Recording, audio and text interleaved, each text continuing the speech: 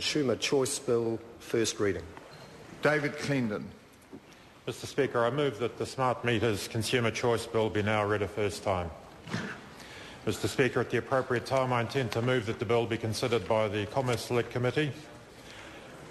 The genesis of this bill is in part a response to a report published in June of last year by the Parliamentary Commissioner for the Environment, Dr Jan Wright, entitled Smart Electricity Meters, How Households and the Environment Can Benefit.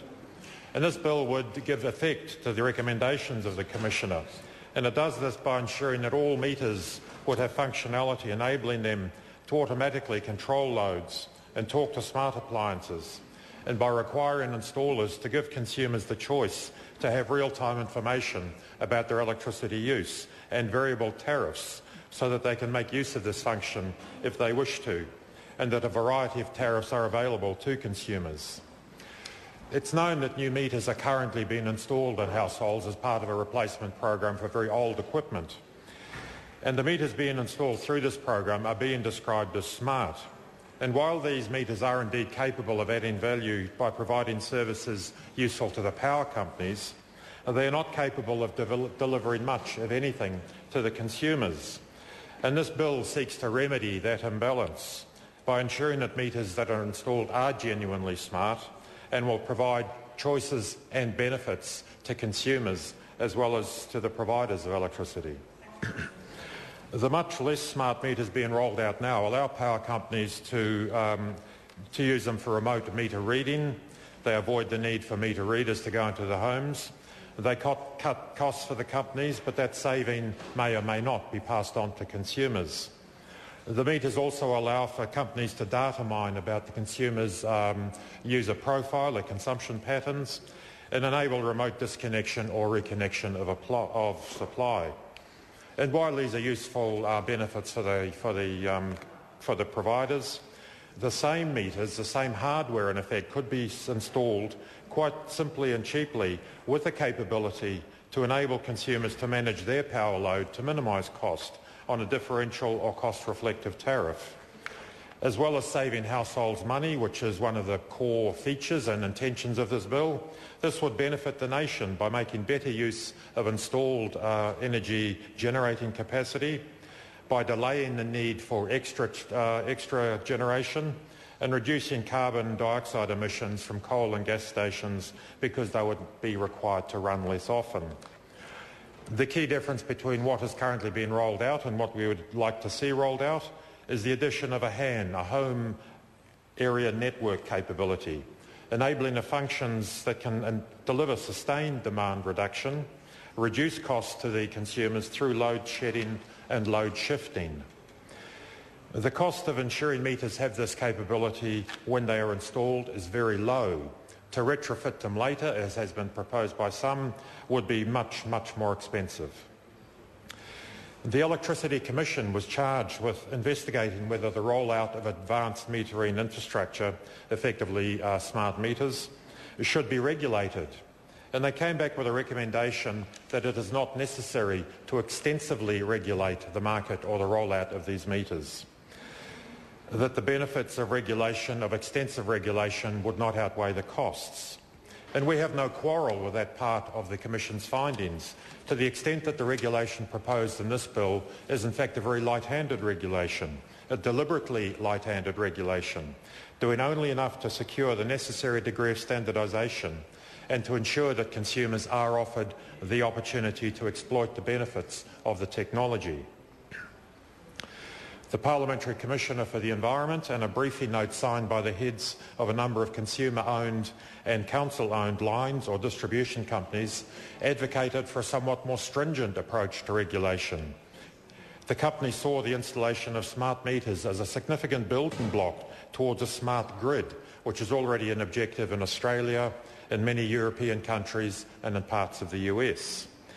And the Commission notes that one of the primary drivers of smart meter installation nationally is to enable load management, in particular allowing peak loads to be manipulated and levelled, thus reducing the pressure on that critical peak load capacity. The Commission's report notes also that New Zealand has an effective centralised load management system, a ripple control system, in place since the 1950s, but then goes on to concede that the ability to enable more controllable load does make the AMI systems considerably more attractive than this very old technology. The ripple control system we have is a very blunt instrument, a one-trick pony, and the new technology would allow for a much more comprehensive array of load management options. Clause 4 of the bill states that the purpose of the bill is to empower domestic consumers to better manage their electricity use by requiring providers of smart meters to inform the domestic consumers of their options when they're being upgraded to the smart meters and setting minimum requirements for the provision of those meters. It's important to note that nothing in this bill obliges any consumer to adopt any of the new options. There is absolutely no obligation on consumers to accept or take on any extra cost. It's simply they must be given the choice, and the cost to the company of offering that information at the time of installation would be negligible. One of the options a company would be required to offer to a customer is an in-home display, effectively a small screen inside the home that displays in real time the current tariff in cents per kilowatt, the current rate of consumption, the current use for the day in consumed dollars and in kilowatt hours. A very simple readout that can sit conveniently in the home.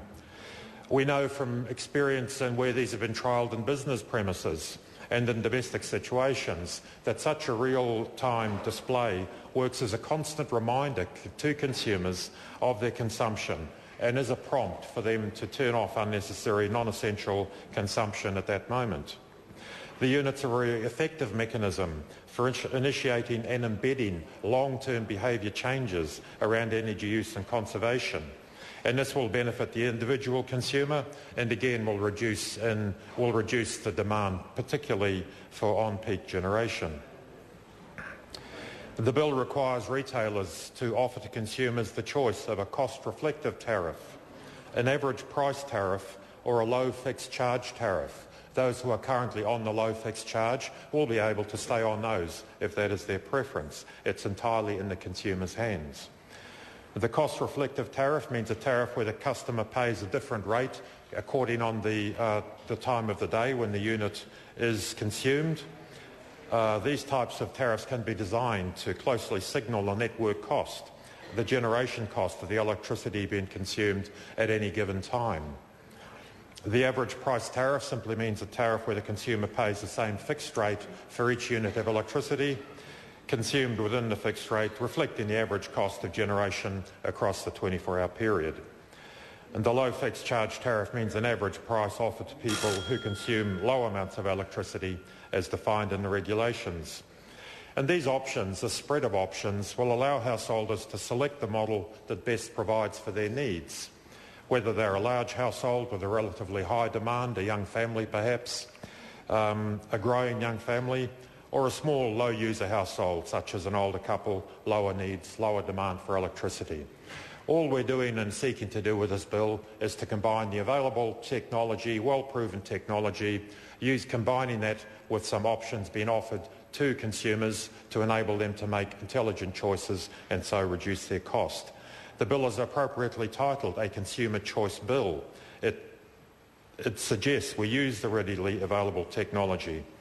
In that way we can reduce the need for add-in generation with all their social, environmental and financial costs inevitably associated with that.